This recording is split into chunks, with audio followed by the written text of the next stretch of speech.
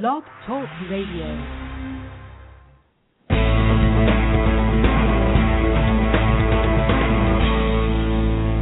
Welcome to Sex, Lies, and Consciousness with your luscious hostess, May Vu, broadcasting live every Monday at 12 noon Pacific Time.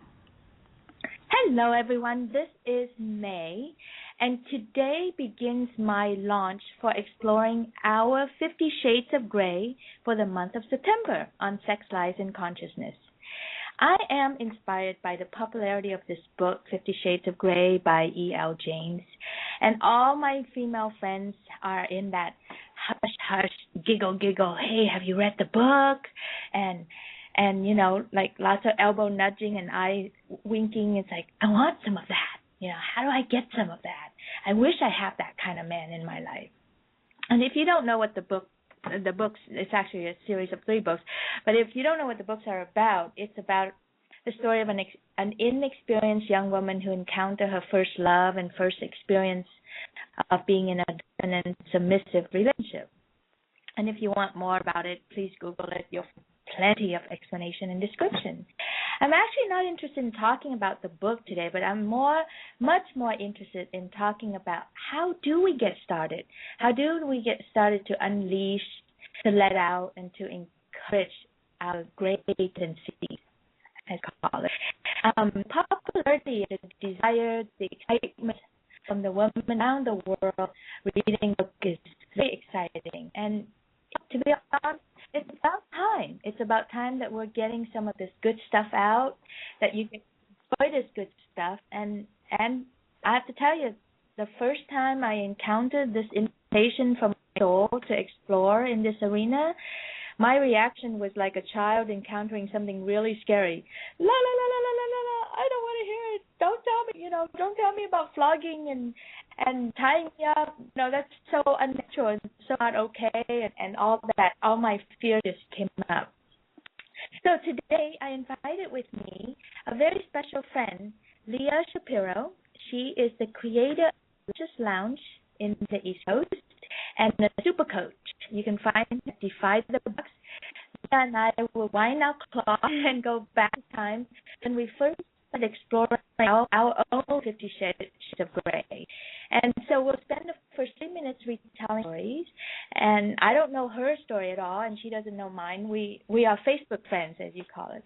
And it will be very fun and adventurous, I'm sure of it. Then on the second half of the show, we're going to shift into the how-to part. How do I get started? What are the do's and don'ts, and where to begin? What are the places that we can go to learn something about this, or even encounter men and women who are dominant and submissive tendency? So Leah and I, we straddle the 2 coasts of America. We should have plenty of information for you to dip your toes into the water. Leah, come on, honey. Hey, thanks for having me.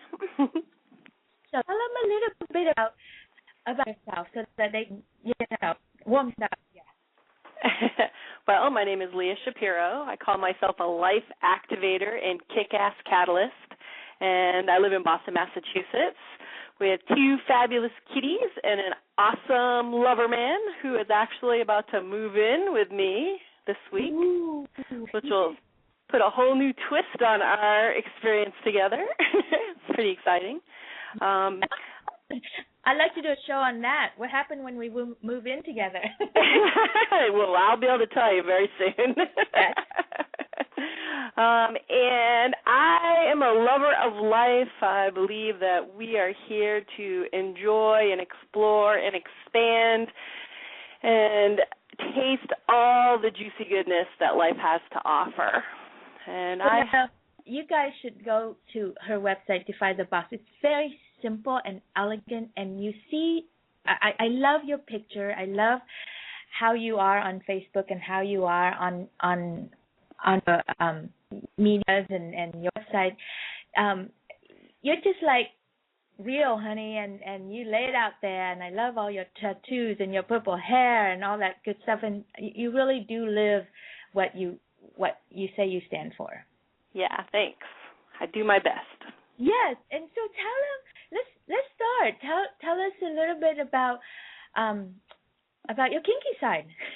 And side, and how did that happen, and and so on and so forth. All the good stuff. My kinky side. Well, I've always had a kinky side. Even I remember the first time I was exposed to it. I was probably 13, I would guess, and I found this book called The Story of O.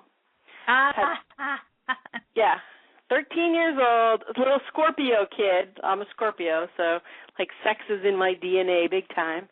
And I found this book and I read it, and it fascinated me. I was fascinated by it, by both sides of it, by the woman's journey in it. And it's similar to 50 Shades of Grey. A woman falls in love with a man who introduces her into a BDSM relationship. And, I was just fascinated by both sides of it.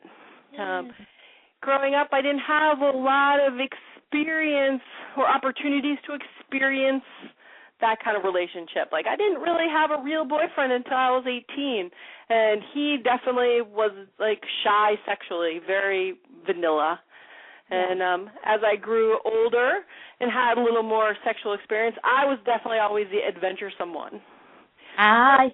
Let me just slow you down here. So at 13, you discovered this big old body of work, this humongous doorway, and I'm making up a story that you had to kind of hold that all together as you are with a shy boyfriend and all this stuff around you. It's what did you do with all that desire?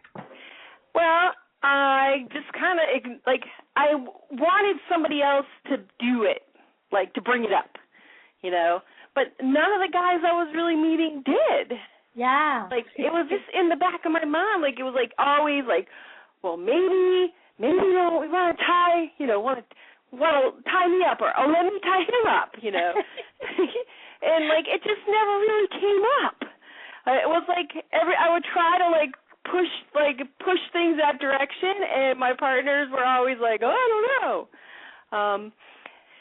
So in my relationship, it wasn't really there, and we couldn't talk about it because he was shy about sex. And I think this is something that we'll definitely have to go into later on in the conversation. But so my boyfriend wasn't into it really. He didn't want to talk about it. So that made me feel kind of bad.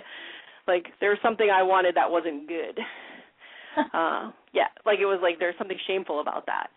And as I grew older and had many more partners, I was very sexual in the 80s and when I was in my 20s and early 30s. Yeah. And I had a lot of partners and played around, but never really trusted anybody enough to get, to really go into any kind of real dominant, submissive stuff. Right. So you have a lot of, I hate to use the word vanilla sex because I don't want it to sound insulting.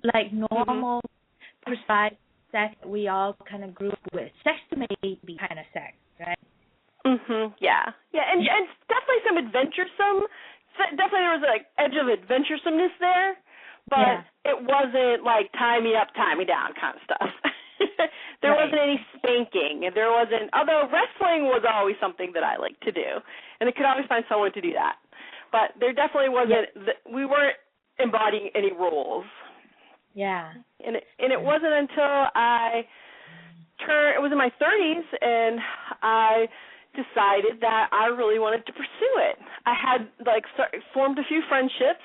I worked in restaurants. I knew a lot of different kinds of people, and I formed a few friendships, one with another guy who I worked in the kitchen at this point, my friend Brian, and we worked in the kitchen together, and we started talking about this stuff, about this book. The book came up. We started talking about it.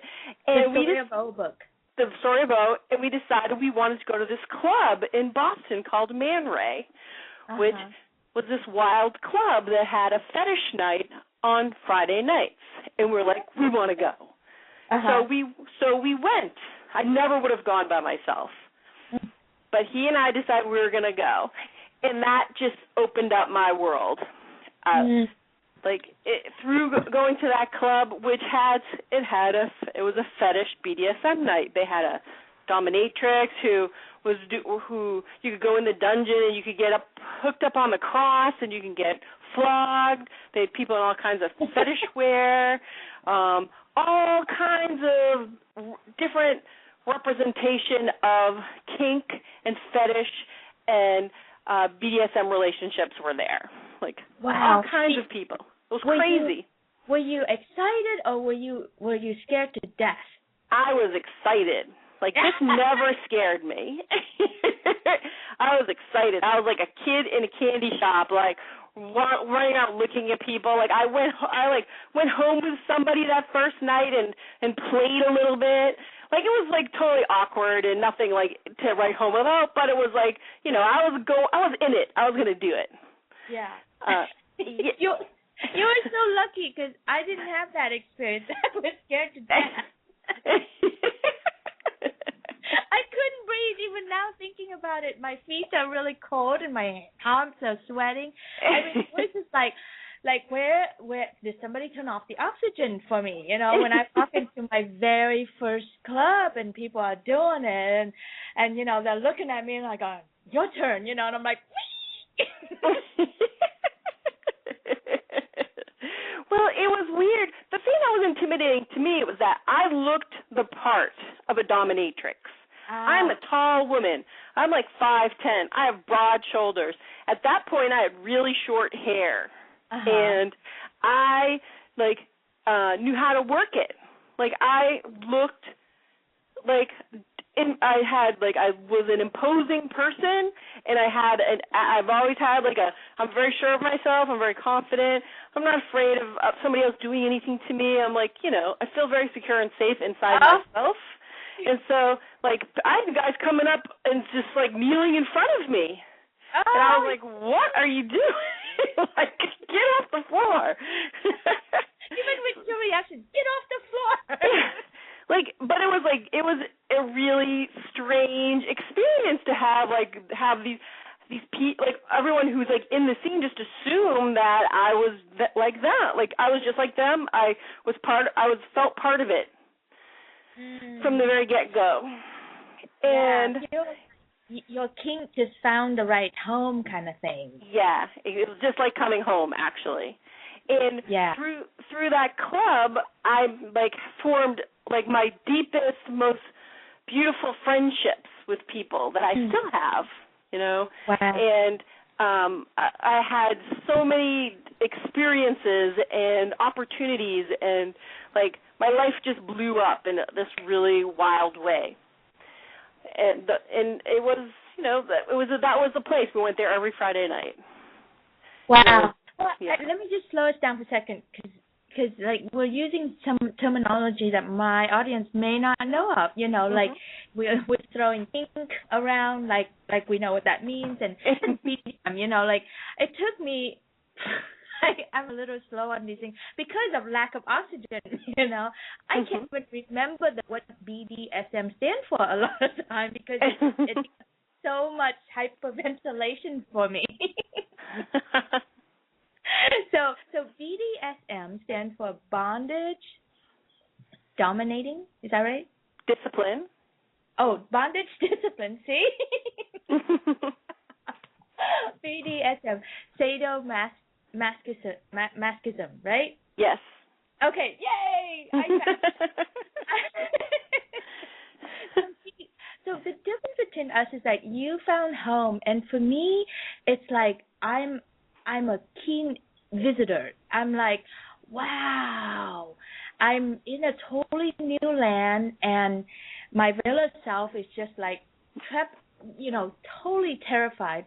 And at the same time, I was fascinated, and I saw so much power and so much good stuff that was happening in front of me. You know, I'm like, my vanilla world is so closeted and so cluttered with rules and craziness that this world, even though it looks black and it's leather and all and groaning and all these things that have been trained to think of it inappropriate, it's actually quite beautiful and stunning and powerful. And there was so much freedom in your kinky world that I was learning.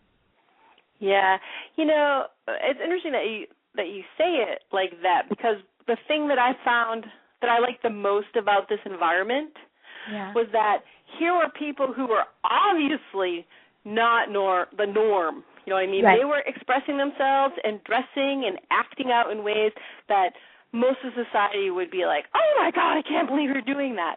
But they were owning it, and they were just being themselves right out there in the open. And I really appreciated that. I did too. I mean, as new for me as it was, it also was exciting too, by the way, but, you know, as strange and new as it was for me, I really did that. I got that. What did these people do? How did they get here? How did they get to be so accepting of themselves? How did they get to be so okay, you know, that they are standing there with ropes around their tits, you know, just kind of like, my mother did not prepare me for that. I did my church, by the way. But we move on. And so you came home, you went home, and you started exploring and playing. And then did you just jump in the lifestyle, or did you enter right away, or what did you do next? Oh, yeah, we just jumped right in, actually. Met a bunch of really cool people, started having parties after hours at my house. We were, like, contriving to make all kinds of equipment, spreader bars. Where can we put the eye hooks in the door frame? Like, seriously. I know. I've been looking at my apartment right now. I'm going, how do I create a spider web so I can tie people to it? I haven't found a spot yet, and it really bothers me. Yeah, I was lucky enough that I was able to just jump right in, and we were welcomed. And I think part of it was that I was someone who was very willing and able to get things happening. So, like, I would be like, okay, let's have a party. Let's go after hours. We found somebody who wanted to have parties. Like, I was the person that was, like, that the club, like, one of the gay bars in Boston asked to help them create a fetish party after Gay Pride. Like, I was kind of like a go-to person. Wow. And to be honest with you, I didn't know what the hell I was doing. Yeah. But I knew how to ask people and get other people involved. So right. That was cool. So wait, now let's talk a bit more about, like, what was or is your tendency? Are you more submissive, which is the bottom, the one that's receiving or the one that's being tied up, or are you more the dominant, which is the one that is taking control of the scene and creating it for your submissive? I'm definitely more dominant. I like to, like, I haven't really played much in the submissive realm, to be honest with you. Very, very little. Yeah. Oh, wow. Very, very little. I'm open to it. Yeah. I just haven't done it yet. I will say. Even with your lover man, do you guys play, and is he then your bottom? He's my bottom. If we play, he's my bottom. Yeah. Wow, how interesting. Oh, I didn't know about this part about you. Yeah. Well, because usually what I've been told and have seen myself, you know, like people who are really strong and confident in the world, they're dominant in the world, they tend to be more submissive in the bedroom. And so it sounds like you're both dominant in the world and dominant in the bedroom? I am, yeah. Awesome, honey. Well, I'm a total submissive. to be the bottom, and I'm a good bottom. And I'm also learning to be the dominant one, and I find that so much more challenging to take control of the situation, to pay attention over there and see what he needs or she needs, and to provide pleasure and do all those things. I just find it very responsible and very I don't know, just it overwhelms me, the role of being the top. It is a lot of work. In a good way. Yeah. In a good way. Well, yeah. Give us another insight on that. What's it like to be a dominant woman? That's just you know, we don't get to talk about this in vanilla world. Well, it makes you really popular at the fetish club. because like there's a lot of men who want to be dominated. It's pretty interesting, and like I feel like that's like what a lot of men are attracted to me for, that aspect of my personality. Now, let's be clear, I'm not dominant all the time, but I'm not, like, I tend to drive my sex life. I always have, and I know that's something that my partner really appreciates about me. You know, he loves that. Let's define these two words too, because I think there's a lot of misunderstanding between what we hear as submissive and dominant. Like when we hear dominant, we think dominating, rather than dominant as in like you're taking on a role that you are asserting, and you're owning. You're owning the scene. You're owning whatever engagement that you're in with that person, so that you're like the provider, right? So it's not dominant as in dominating, like being a bitch about the whole thing. You're only a bitch if it pleases that other person, right? Yeah. Yep. It's more about like you control what's going on. You decide, like, you know. You set the stage. I mean, it's all negotiation ahead of time, and it's all you know that it's going to be agreed upon. But you are the person that decides, like, where, what, how, when, as far as your sexual activity goes. The normal sex, the sex for making babies, we don't do that, So I think it's really important that we just like even highlight this part, because it's like. That's what I found so fascinating. I was like, wow, you're about to engage in some kind of play and sex activities and all that stuff, but he's going to stop and ask me, that what I want and how I want to be tied up, or what do I want to experience, and then they're going to do that for me. It just feels so different than what my misunderstanding of this world, this kinky, scary, dark world. I thought people are just done to, you just walk in the middle of a scene and someone is tied up and being whipped, and you think, oh, that poor person, how did she get there, And that person's like, lucky me, lucky me, lucky me. Exactly. It's so hard for normal people to understand. It's like, really? Why would you want to be tied up, and why would you want someone to beat the shit out of you like that? That doesn't make sense to me. We're like, no, really. He's the one that's asked for it, and he's the one that decides how hard that we should be hitting them, and I think that's just such a strange concept that normal sex world don't understand. Well, and I think what the difference is that in a dominant submissive relationship, you need really clear, open, honest communication about what you like, what you don't like, what you want, what you don't want, and how it's all, like, you need to be able to communicate. You need to know your boundaries. You need to, or what boundaries you're willing to go past and what boundaries you aren't willing to go past. And I find that in a lot of vanilla kind of relationships, you don't talk about that stuff. Right.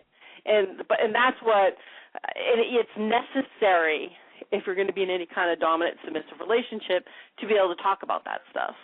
I think it's the same as you're like in a poly relationship, a polyamorous relationship. You need to be able to communicate. I think you need to be able to talk about this stuff in every relationship. Yeah. It scares me, like I think about my daughter growing up and that dating. I mean, you kind of like stumble into it. Your parents don't talk about it. Your teachers don't talk about it. Everything is hush-hush and dirty and wrong, right? And then you're in the car with this guy and he's doing stuff and you don't even know what he's doing, and nobody told you that you could say, stop, don't do that. I don't like it, and so be cool. Or someone, like your mother never taught you that, tell him to move a little to the left and a little down there, and oh yeah, right there, honey. When I, just like, it's that. Mm-hmm. And I think it's really important. So that's what I think the kinky world had done for me, is that, I learned to say those things and to ask for what I want and say, it's okay. I really like I like it when you choke me a little bit, I like it when you hold my hands down. I like it when you slam into me really hard, or, I won't break. And it's like, it takes a lot to get to a place where I can say those things. Yeah. And I think another thing to point out that it's important to get, because it took me a long time to get this, is that for some people, the dominant submission part is not about sex. Like, What I is know it about? It's just about power play, someone giving somebody else power over you. Yeah. I have a few friends who play, and they are like, I was like, and they're in relationships with other people who aren't interested in playing. They're not interested in any kind of play, and so they, let their partners play with other people. I'm like, well, how do you get around the sex part? And my friend was like, it's not about sex. We don't have sex. It's about the power exchange. It's about somebody else giving you permission, like, to tie them up and to flog them or beat them or whatever. So it doesn't have to be about sex. It's about that power exchange. Well, that's what I've been doing. My coach, I actually include that into my coaching service now, where I don't do the fetish thing, and I don't provide get off for my client and all that stuff. But I do use, bondage. I use a little pain. I use the dungeon environment to really teach, especially women, how to surrender, how to trust, how to feel safe, in an environment where they just give up, quote unquote, give up their power. Because really, the whole concept is you cannot give away anything you do not have. So when a woman, or a man give away their power, they truly have it. That's why they can surrender it for the moment and feel that surrendering place that is so hard to find. Yeah. So then, as playing with these men that they come, I think it's so funny that you said that. Surprisingly, there were a lot of men that came to you that way. I think it's such a needed place, isn't it, for men? Is that there is such a huge population of men who need to be able to surrender, and they don't have that place to surrender in life or in play. Right. Or be of service. And I think this comes up in, I know that for a lot of submissive men, it's the idea of being in service. Like if you have someone that likes to do body worship or to do the house service, like be a servant in your house, or just be your boy toy. My boyfriend, he loves it when I call him he likes to be my boy toy. Like that's his. He's like, I just want to be your boy toy. But that idea that you are in service to somebody else, and this comes up when we do the Luscious Ladies Lounge. Which is not I'm going to be very clear. It's not a dominant submissive situation at all. But this thing comes up where men don't feel like they're received. They're not able to offer service or offer anything and be received. And, I think that's a part of the submissive piece, is that you're saying yes to what someone's giving you, but then when you're in service to them, you're giving something too. And so I think it's a really important piece. I think so, and it's just it's one of those, again, what I love about, and this name actually is really cool, 50 Shades of Grey, because it is so fuzzy, and this world is so fuzzy, and it's so different than the vanilla and chocolate world, and so it's like when we talk about service, people just go, oh yeah, I know about service, but they don't. They don't know depth and the power and the beauty and the essence and the grace and the generosity and what it can do for a person when they really submit themselves into service. And then to receive that service, like just as bad, we are so bad at receiving. So it's like to have a man worship your feet, it's like, oh my God, what is that? Like I remember the first time a man kneeled down on the floor in the middle of the shoe store and just like took my shoes off and put some shoes on in that service way. I was like stunned and turned on, and oh my God, it was just so amazing that happened. Yeah. And you have these feelings like, is this okay? Or but this is weird. Like, what is he doing? There's all these different conflicting emotions, stories, feelings that go through your mind. totally. And you can see, I can see all the training that I've had, all the make nice and, oh my gosh, no, get off of that. Please don't do that. But that's just my way of like rejecting and not receiving. And for a guy, when he's fully received, he actually gets bigger and gets more grounded into his body, and he feels so good about himself. And when I don't receive well, I actually take away from him. Mm-hmm. And I think that, I'm trained to be a good person. That's so weird. Mm-hmm. It's all contradictory to what we grew up with, Leah. Well, I think that's why it's so difficult for a lot of people to give themselves permission to do it and explore it. Absolutely. When my partner and I first got together and we were playing and we decided it'd be fun to get some lessons from a real dominatrix. Went and saw Princess Callie, who runs the Kink Academy, and we took a couple classes with her. And in one of the conversations we had, she was like, the important piece to really embrace your kinkiness is to own what you like. Because it's all good. Everyone has different ideas and fantasies and desires, and they're all good. The key is to own it and feel good about it, so you can attract somebody else to you who feels good about it too, into your own little bubble, and you guys do whatever you want. But the problem lies when we don't give ourselves permission to feel good about it, like to do it, and that's when you attract partners who don't like it and make you feel shameful because they're just reflecting what you're feeling already.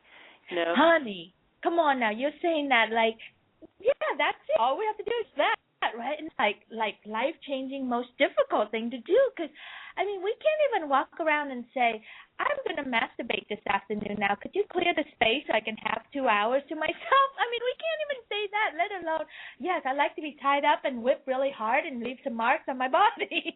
Well, you can't in this moment, but really what stops you from saying that? I remember this summer I went on for a 1 week vacation with my family friends. And we do this with my friends from Arizona. They drive down with their kids, and then I drive down with my kid. And this time I brought my boyfriend with me. So the whole week, we're like cluttered with children and noise and people and everything. And I'm like, God, when do we have time for sex? So finally, and I'm like, wait a minute, I do sex, life, and consciousness. Let's raise some consciousness around this. What's wrong with me needing to have some sex? And I'm like, I made a family announcement. Okay, guys, you guys are going down to the beach. Keith and I are going to stay here, and we're going to have sex before we go down. And you should have seen the scattering of children. They're like, oh, my God, did she just say that?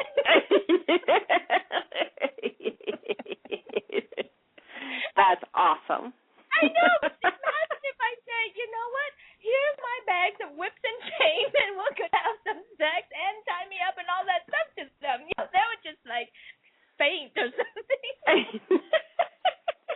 And they grew up around me. I'm open about sex. I'm okay with sex. Anyway.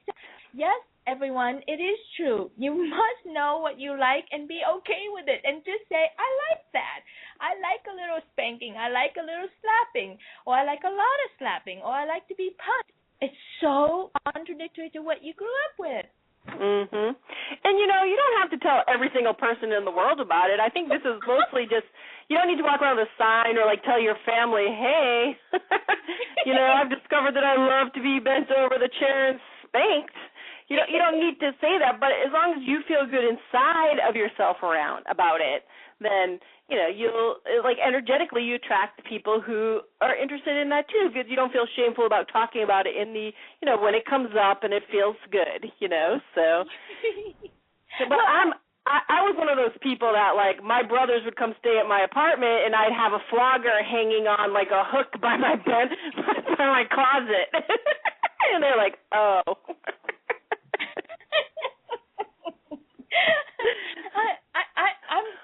I'm getting there. I'm starting to want to hang those things up. I don't even think about it anymore. Actually, my wish is that I will have a dungeon one day really soon. Welcome to my dungeon. Mm-hmm. It sounds so good, doesn't it? It does. Yes.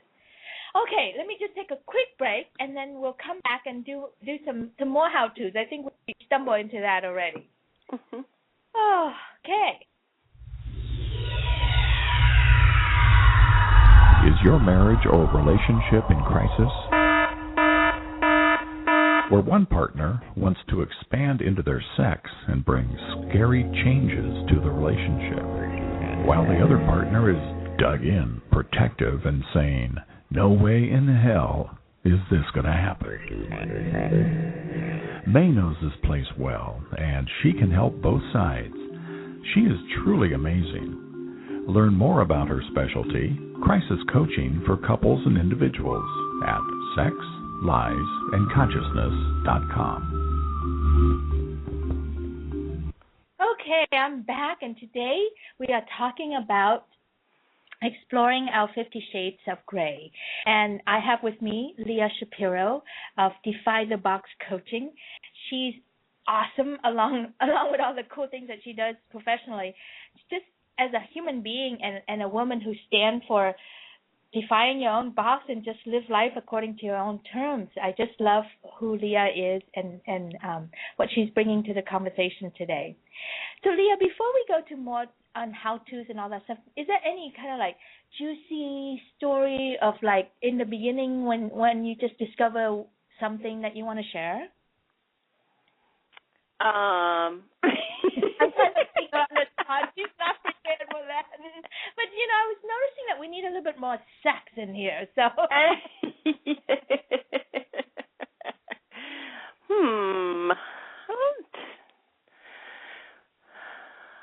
have to think about that. I think. Okay, I will say my embarrassing first experience. The first night that I go to Man Ray and I go home with this guy who pretends to be a sub, but he's someone who bottoms from the top. Basically, he wants you to be dominant, but he's very bossy. Yeah. Yeah, and so I go home with him, and I had bought some vinyl clothes. I like to wear vinyl and rubber and leather. That's part of the whole thing for me. And I'm new. I don't really know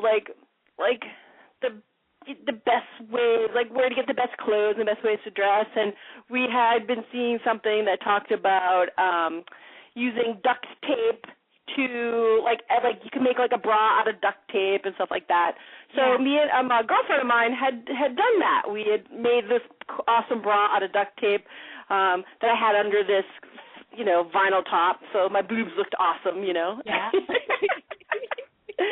But so I go home with this guy, and he's like, "Oh, take off my top," and he's like, "What the hell do you have on?" He didn't know what to make of it, and everything kept getting stuck to the duct tape. Oh. So it was hairs getting stuck to it. I had fishnet stockings on. Things were getting stuck in my fishnet stockings. It was ridiculous. God, I could tell you stories about cuddle piles with fishnets and facial piercings and all kinds of piercings getting stuck in his fishnet stockings. It's ridiculous. Okay, that goes on our list of don't do this. Yeah, things not to do. Yeah. It's really fun for arts and crafty project and all that, but be careful when you use that in a sexy kinky outfit because it grabs her hair and it rips it off and all that stuff that can be very uncomfortable.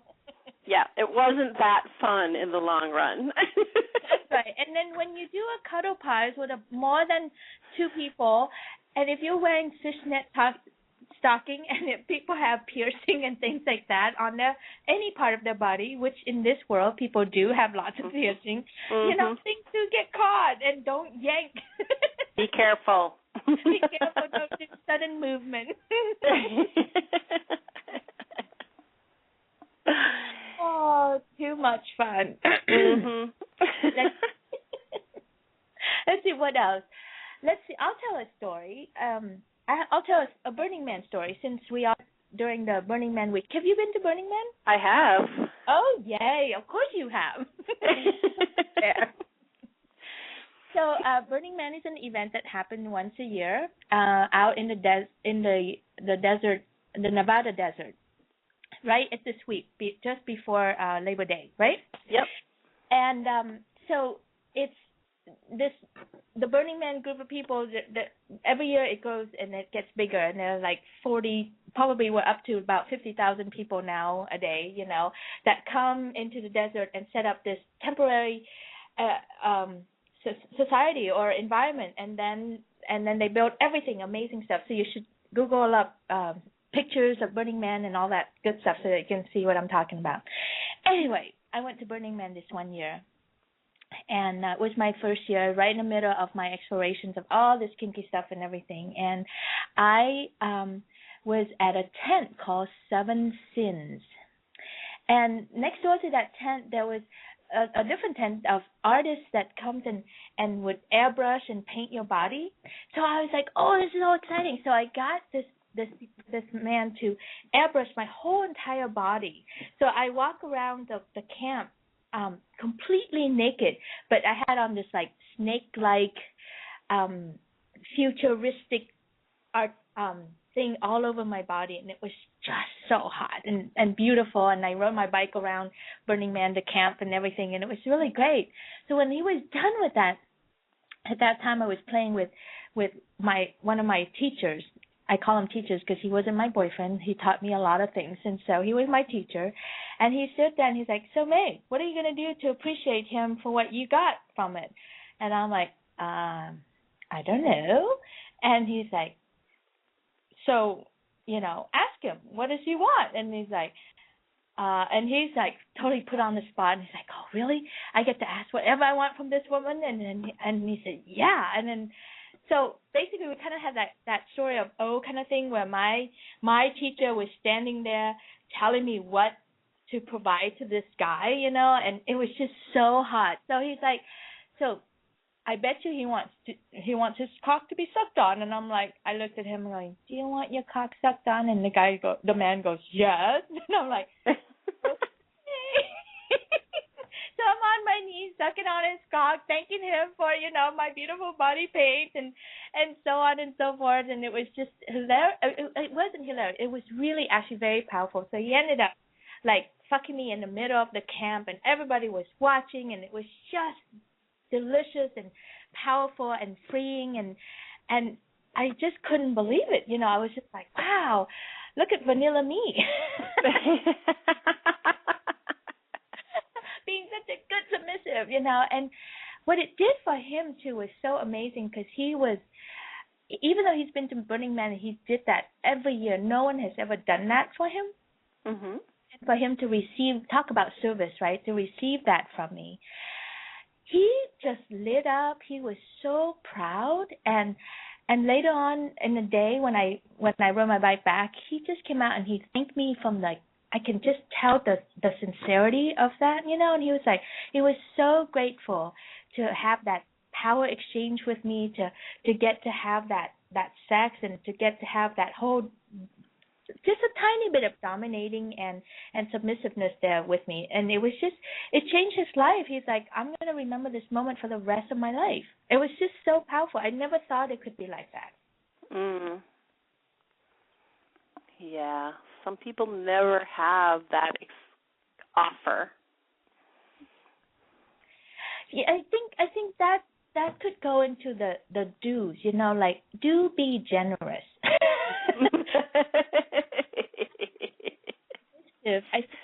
One of the lessons that I learned was to be generous with my service.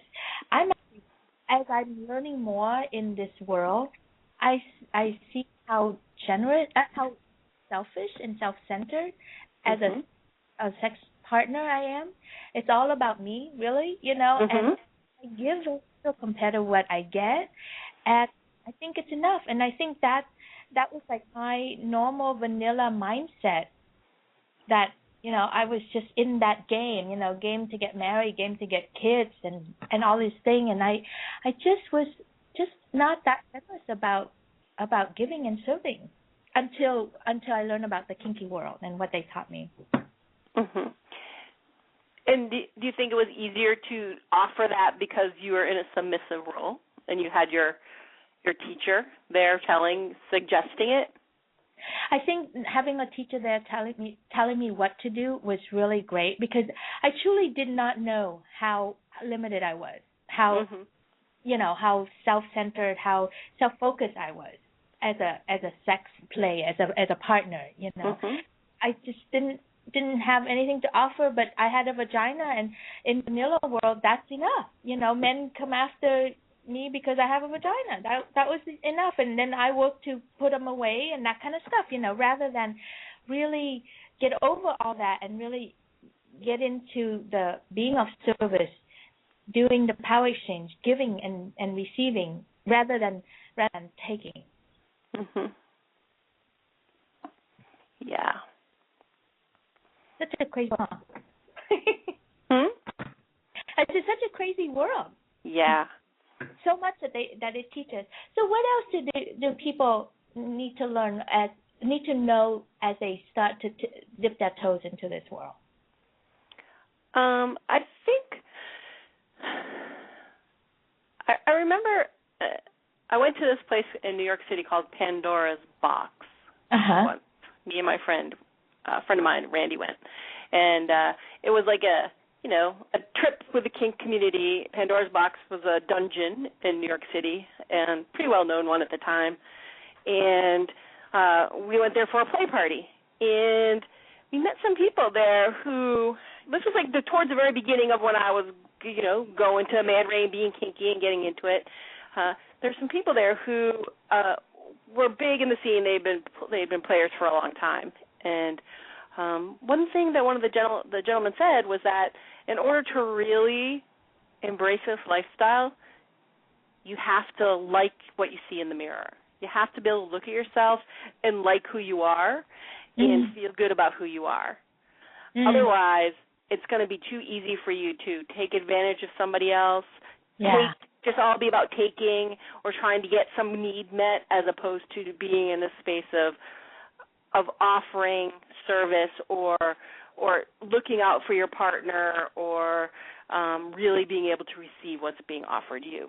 So if you don't like who you are in the mirror, you're so self-focused that when things happen, you unconsciously just go to all about you, crash and burn. You take everything that's happening and you interpret it to be it's all about you, rather than being of service, being in exchange of energy with another person, really giving and receiving with each other. Right? Yeah, and that's really a tough one, because I hear a lot of my women friends want so much to be a submissive and want so much to find that man to dominate them.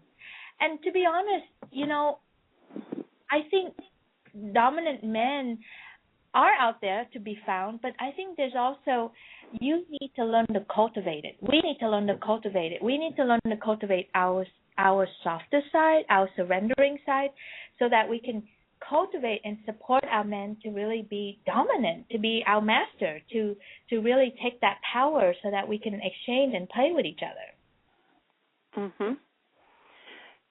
Yeah. Well, I think, the energetic between male and female, and no matter, it doesn't necessarily have to be a man and a woman. It can be in any combination relationship, but I think there clearly has to be someone who is embodying that masculine energy and someone who's embodying the feminine energy, someone who's about receiving and nurturing and accepting and surrendering, and someone who is about taking that action and putting forward and, doing and making it happen, and, just that more inserting the energy as opposed to receiving the energy. And my opinion is, in a lot of relationships now, women are embodying too much masculine energy, and that's right. You don't let your partner be masculine. We don't we don't receive. We don't let anyone do anything for us. We don't want anyone to tell us what to do. We know everything, and we can do it ourselves. That's right. And we don't recognize it when a man is inserting is inserting his gift. We see it as always a challenge to us. Like there's a deep insecurity of us not being enough or something that's going on with us, that when we tend to demasculate our men around us. And when I realized that, and when I started turning that around, every man that was in a conversation with me or in interaction with me, if I learned to really listen to them and to help bring their manliness out, to cultivate that, man, they show up really big, and then they're strong, and in the old days, I would just challenge them. I would challenge their intelligence. I'd challenge, are you big, strong enough to take care of me? And then nobody ever showed up that way. Mhm. So I see that in a lot of women. We walk around challenging and thinking, are you good enough to be my boyfriend? Are you it? Are you it? Are you it? In a way, by doing that, we're actually not going to get what we want. Mhm. Yeah. I think you're exactly right. Yeah. I feel like if you want to explore your kinky side and you want to try new things, you need to create an invitation around it. Be fun and playful and feel like it's a good thing. Like you get out of the shame mentality around sexuality and what you're interested in trying and doing, but also create a fun invitation so that someone wants to play with you. That's right. You hear that word a lot in the kink world, play. It's just a play. Let's just play. Let's go to play. And it's like, this is not play. This is serious, for heaven's sake. And it's not serious at all. It's the most ridiculous thing ever. And one last tip I would say is to go with a girlfriend who knows. Have someone host you.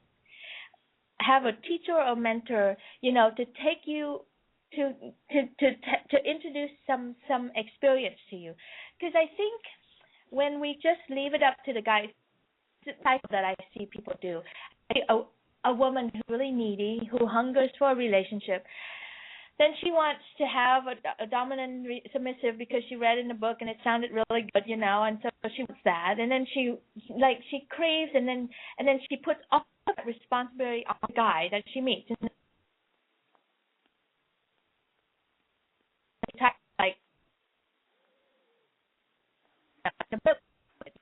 And all this stuff. Nobody can iterate that out. If you want to explore your kinky side, get to know your kinky side first. Don't try to relationship into that. Get to and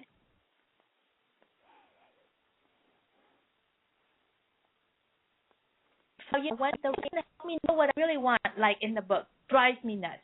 Anyway, so just kind of go and explore your kinky side. Ask a girlfriend who knows. Call. I mean, I don't believe you can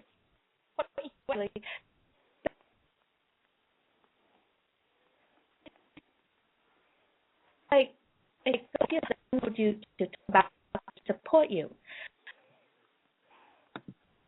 Yeah, I think there's so many resources too online. When I first got into it, I got the book I think it's called Screw the Roses, Give Me the Thorns. Yes, that's a very famous book. Yes. Yep, and the dominant woman. I read all kinds of books about the dynamic and understanding what the language was, and about setting safe boundaries and about safe words. So just learning the lingo and the different things. Trying to figure out what I was interested in trying and doing. So, there's so many places to get information from. And, I know Boston has a pretty small community, relatively speaking, or at least really underground because, it's against the law here to spank somebody. You're not supposed to do that. You get arrested. Yeah. And, you can't they're uptight about as far as play spaces and stuff like that. It's really hard around here, but there is community, and there's plenty. I know the community around here, they have what they call munches, which are just lunch meetups where you can just go and meet other kinky people and no one's playing, no one's doing anything. You're just meeting other kinky people. Yeah. Yeah. And there's in San Francisco there are lots of fun places. Like there's a little coffee shop that opens from 3 until midnight or something like that called Wicked Grounds in San Francisco. There's also let's do some shout out on a couple of people that we know and love that they're so credible out there. In San Francisco, there's Cleo Dubois. She is amazing. You should look her up. It's CleoDubois. She's been around the scenes for a long time, has a lot of great reputation. I actually took some dominatrix training class from her earlier this year. It was awesome. So lots of wonderful things from there. And also the Citadel. The Citadel is the hub where a lot of kinky community go to and play there. So that's from the West Coast side. Yeah, and from the East Coast side, there's Princess Callie, who runs the Kink Academy, which is an online community website, which I highly recommend. She speaks at a lot of events. There's a big event in this area called the Fetish Flea Market that you can, like, there's events around, like Fetish Flea Market happens twice a year. You can go buy stuff. There's hundreds, thousands of people go, and it's like a really fun event. You can meet tons of people there. And if you're not into really, like, the Kink Academy is definitely more hardcore kinky stuff. If you're just interested in, like, dipping your toe in, Princess Callie also has a website called Passionate You, where, like, Passionate University, but it's called Passionate You, and it's like the Kink Academy, but it's just a little more tame. It's for people who are just interested in playing and, like, kind of getting their feet wet and learning all different kinds of things to do, like fun sexual things to do. So I definitely recommend both of those places. I took a couple classes with Callie a few years ago, and it was awesome. She's a great teacher. She's really fun. Yay! And also, my very own Sex, Lies, and Consciousness place. That's the place that I'm creating, too, for people like me, vanilla, but like a little shade, a little gray, a little pink, a little red. I'm not in a lifestyle, but I really like it. Yeah. And I would say I identify that same way. Like, I'm not in the lifestyle, but I like it. Throw some in now and then. It makes me tickles and light up for some reason. It's just delightful. Yeah. Leah, tell them a little bit about you and what you got going on coming up so that they can find you. Well, you can find me at defythebox.com, and that's my professional website. Right now I'm doing a class called Unleash Yourself, and it's not about being submissive, although it could sound that way. It's a 30-day program to, like, bring more you-ness out into the world and to learn how to confidently speak your truth and your desires and to just get more. It's for women who want more out of life. We did our beta version last month, and we got crazy great responses to it. I was, like, blown away. And then I also do something called the Luscious Ladies Lounge, which is a live event that happens on the third Saturday of the month in the Boston area. And we have a fabulous group on Facebook called the Luscious Ladies Lounge, that if you're interested in that, it's only for women, but if you're interested for that, you can check it out and ask for membership. And I've also created a website called Indulgence Inc. with my friend Kelly Sparta that has Unleash Yourself and the Luscious Ladies Lounge on it, and we'll be bringing in a lot more cool, indulgent, luscious happenings and events and people who are offering things that fall into those categories. You'll be able to find them on Indulgence Inc. as well. Delicious. Yeah. And I'm so glad to hear that you have your hands in so many pots like I do. Oh, my goodness. Well, let me just bring this conversation to a close for now. I mean, we just barely cap it, did we, Kelly? I mean, Leah, there's so much more to do, right? Yeah. And for the I could just feel it. I'm like, oh, this is just the beginning. But, well, we do have the whole September, so maybe we can find another opportunity for you to come and play. For me, this topic about being submissive or dominant is so important, and it's so much more than just than just about getting into a relationship. For me, I actually want to encourage us to pause on the need to find and be in a relationship and to really look at the freedom and the personal power that this work does offer.